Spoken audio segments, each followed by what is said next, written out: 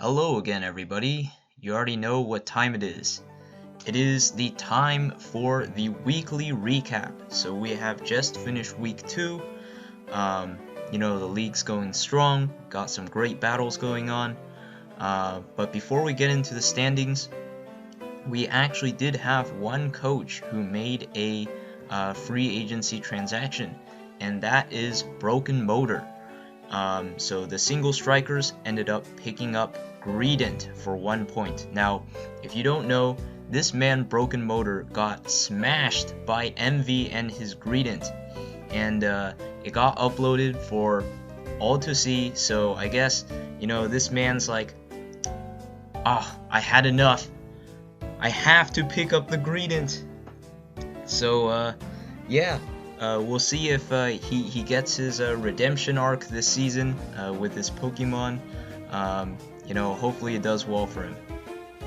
But taking a look at the standings, we see Ray and his Shadow Zatus continuing to dominate the top of the leaderboard, picking up another very dominating win this week against Kyra. Followed by a bunch of these other 2-0 guys, the Polis, the single strikers, Youngster Joey, Miami Walreins, all able to pick up another win. I guess like looking at the bottom teams, a lot of these teams have like kind of poor records with a poor differential, but I would definitely not count them out.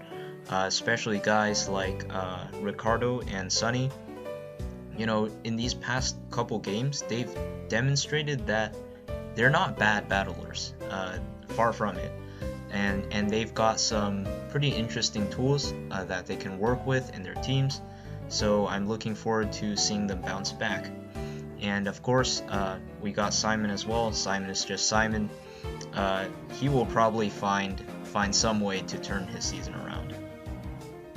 But yeah, looking at the Pokemon standings, we see a new face at the top, and that is Hydreigon getting 6 kills in its single game played.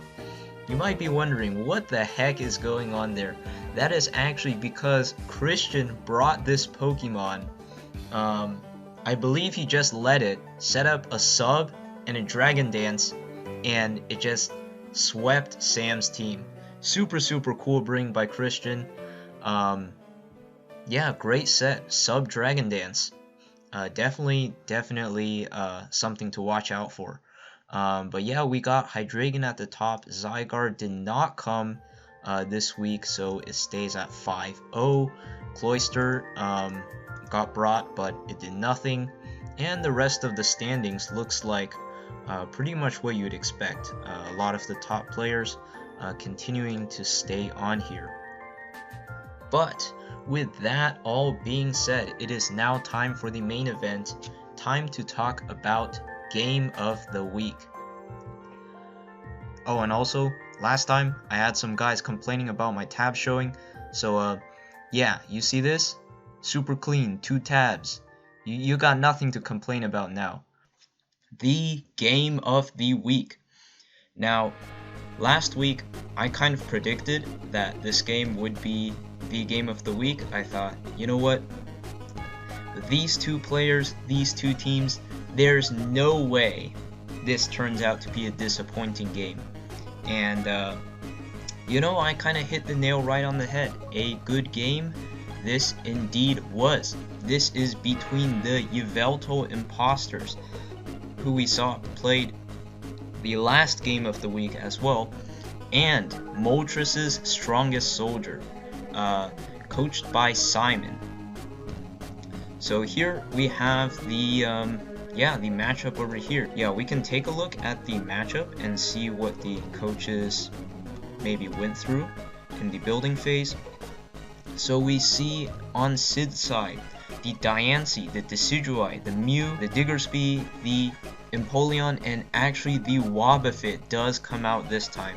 He elects to bench Zapdos actually, which I feel like Zapdos is a pretty good bring, when the opponent has Megalopony, as you can always fish for statics. But it is true that he does have the two powerful ground types right there that can, for the most part, switch into and usually deal with the Zapdos. He has also benched the Mienshao, which, yeah, I guess I could see that being benched, especially when the Lopunny can fake it out, the Weezing can come in and just wall it. I mean, I feel like Mienshao is never bad, as you can always knock off items, you can even run. Scarf is just like pretty good for revenging his threats in general. However, it does make sense that he chooses to bench it, I believe. Looking at this team, the Diggersby might be built to take on the Dragapult potentially. Otherwise, it could just act as a generally strong breaker. The Decidueye, yeah, looking like set up with some form of priority could help pick off the Dragapult and just generally break.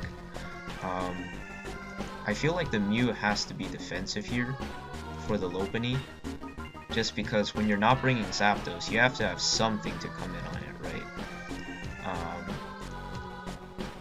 And yeah, Diancie looks very, very powerful here too. Just being able to throw off pretty much unresisted Moonblast into... I mean, it could fire into the Nidoking, at which point you pick it off with a Psychic. Same thing for Weezing. It could fire into the Ferrothorn, at which point Mystical Fire should finish off most variants, unless it does happen to be Okaberry. Speaking of which, looking at Simon's team, he has brought the Lopunny, the Dragapult, the Slurpuff, the Moltres, and the Ferrothorn and Weezing. So, Ferrothorn and Weezing, obviously his defensive backbone here. Probably looking to answer the Mega Diancie. Interesting enough, he benches both of the ground types, which I believe Sid was a bit worried about when prepping his team. We do see the Moltres Galar, which could easily be some sort of agility set, or it could even be a funny Scarf set to catch the Mega Diancie with Steel Wing. The Dragapult, obviously fastest thing on the board, huge threat. If you can get the Diggersby weakened, there is no Ghost Resist on Sid's side of the field. He does also bench the Primarina, which this could have been a sort of check to the Diancie had he brought it, but pretty much any set gets shut down by the Empoleon. So definitely makes sense. The Slurpuff is what I find interesting. So the Slurpuff could either be Webs or it could be Belly Drum. Now looking at this team, seems like Belly Drum is more likely since, +6, Play Rough, only resist is the Empoleon, which you can just Drain Punch. Definitely looks like a pretty potent threat if it does get the opportunity to set up. So yeah, that's pretty much team preview. I do think the Ferrothorn will be Okaberry just for the Diancie. And as for the rest of these sets, yeah, I guess we'll take a look and see. So we have the Hair Simon versus Pharaoh Troll. Very, very powerful start here. The Diancie should always be scared out because at this point you have no information on what the Ferrothorn is. It could be specially defensive, it could be Okaberry, it could live easily, have the capability to live your Mystical Fire, so you should always switch out. Which he does switch out into the Wobbuffet. Wobbuffet coming out on Gyro Ball is actually huge because now the Wobbuffet can encore the Ferrothorn unless the Ferrothorn is Shed Shell. I feel like Simon could have gone for the rocks on the Diancie switch out there, but obviously that would be a very difficult play to make, considering that Ferrothorn could be 2-hit KO'd by the Mystical Fire should it choose to stay in. So Gyro Ball was seemingly a safe play, but Sid does go hard into that Wobbuffet, which we'll see if this is Shed Shell. Looks like it's not, so it must stay in and Gyro Ball the Wobbuffet, which means the Wobbuffet has a free counter onto that Ferrothorn. It actually does not end up taking it out, but now this Ferrothorn is low enough to the point where, you know, Diancie doesn't even need to use Mystical Fire. Pretty sure Empoleon Scald kills like literally everything on this team can actually finish off that Ferrothorn. Oh, but Sid actually switches out of the Wobbuffet.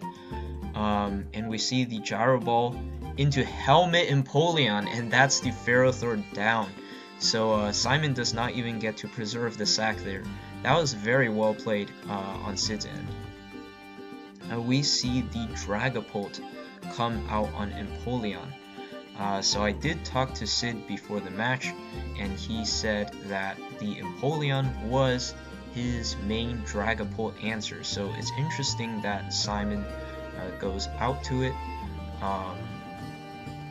Yeah, so I guess he assumes he can take advantage of this Empoleon. We'll see what this Empoleon does, as it just gets up the rocks.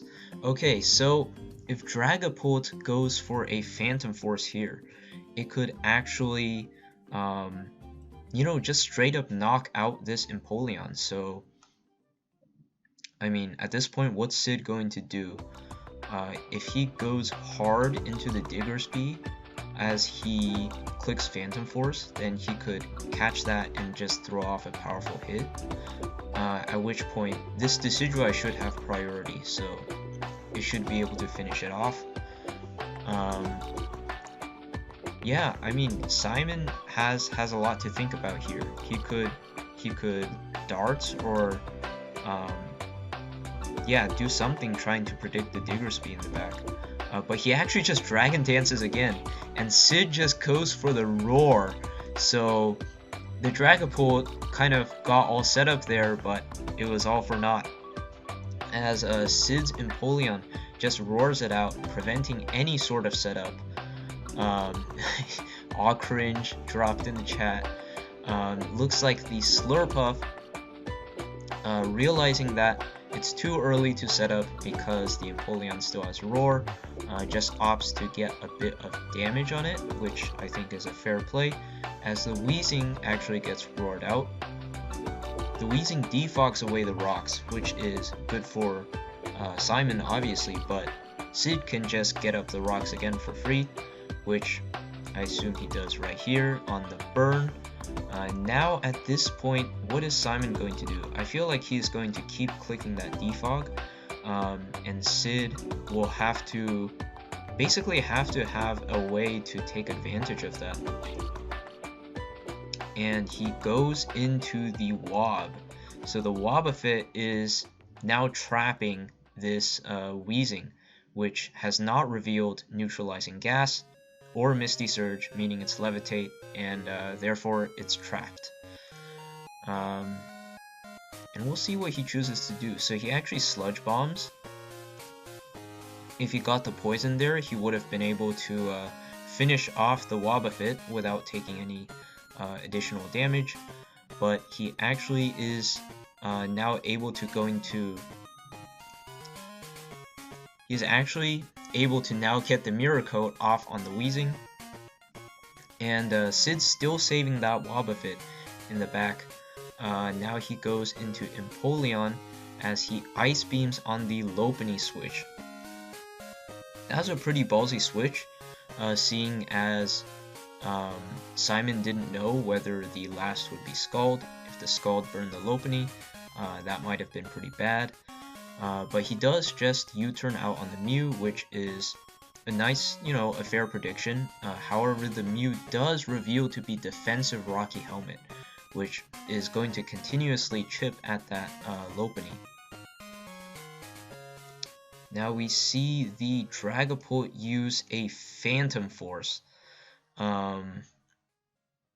Honestly, I'm not sure what Simon's set is, but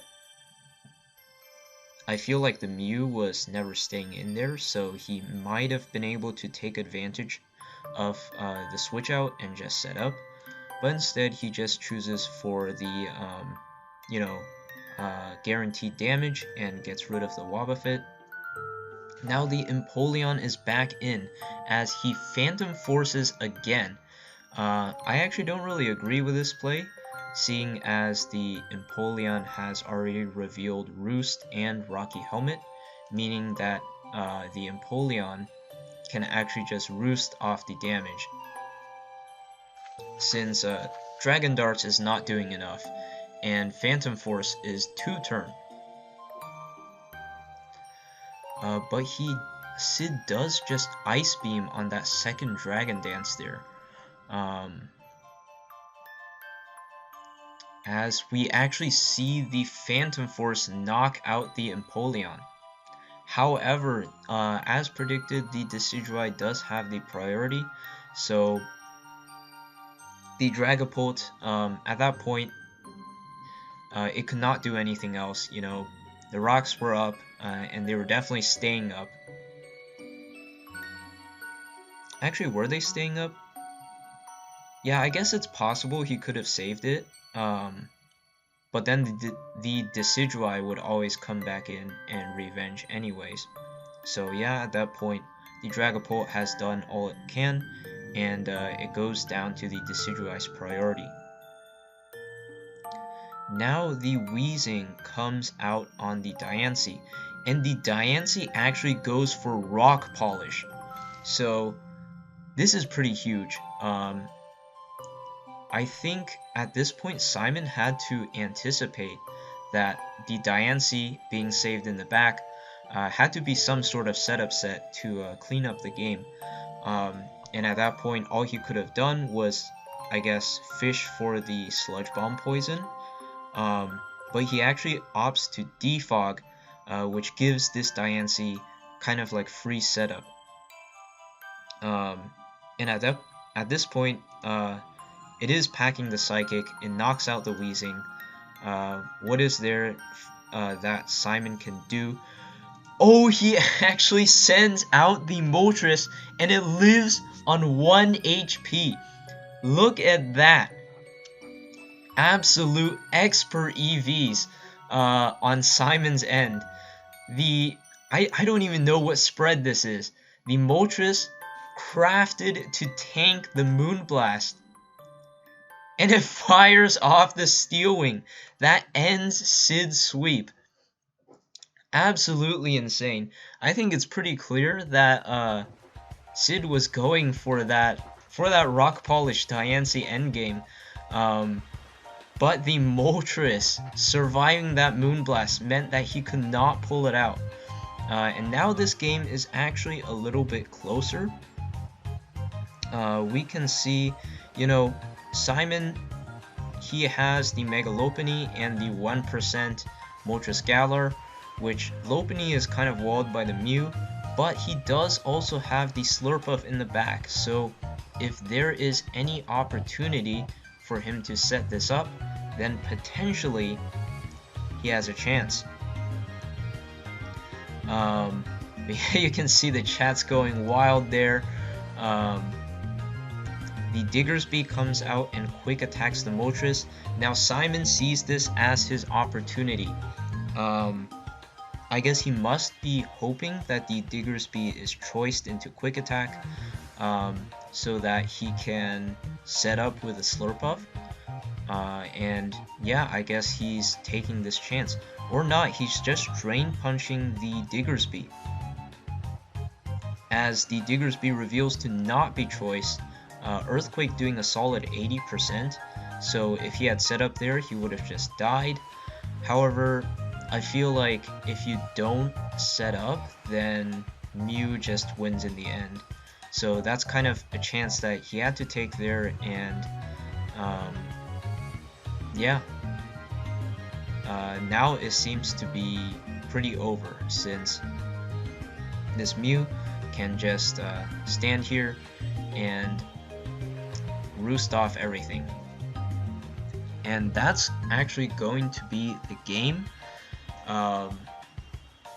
Overall, this was like so fire. We all watched this live together during club. Super good time. It was really cool seeing all the different sets that came out here. We saw the Wobbuffet actually put in a huge amount of work, getting both Weezing and Ferrothorn low, kind of breaking that defensive backbone that Simon has for Sid's Diancie, which he planned to clean in the endgame. However, the Moltres Galar actually built to survive the Diancie ends up putting a stop to that sweep.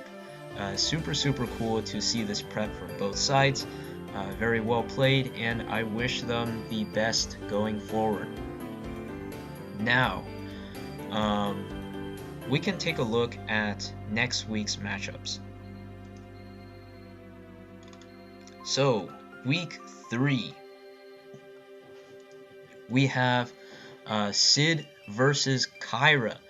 Kyra has, I would say, had a pretty tough season so far, and it seems like, yeah, it's not going to let up for her. She's going to keep fighting strong opponents. Should be a good game, actually. I'm looking forward to see what both sides bring out here. And we also have Boo versus Jesus. Yeah, I guess it's going to be the battle of the T-Tars. Should be a fun one to watch. Ray versus Adrian. This game actually did already get played, so I won't comment on that one. Broken Motor versus Sam. You know, Sam probably one of the underperforming coaches so far, and Broken Motor one of the more dominant coaches. We'll see if Sam can pull off an upset here. That would be super cool to see. And then we also have Namu versus Proj, Random versus Banana Thief, Crimson Flash versus Sunny. I feel like this one would be a fun one to watch, and of course, Simon versus Christian. Yeah, we'll see if these guys can give us another game of the week. It would be kind of boring to keep highlighting the same people, but you know, if they're bringing good prep, if they're making good plays, then I can't just not show it off. Well, I've recapped everything that I wanted to say, and with that being said, I'll see you next time.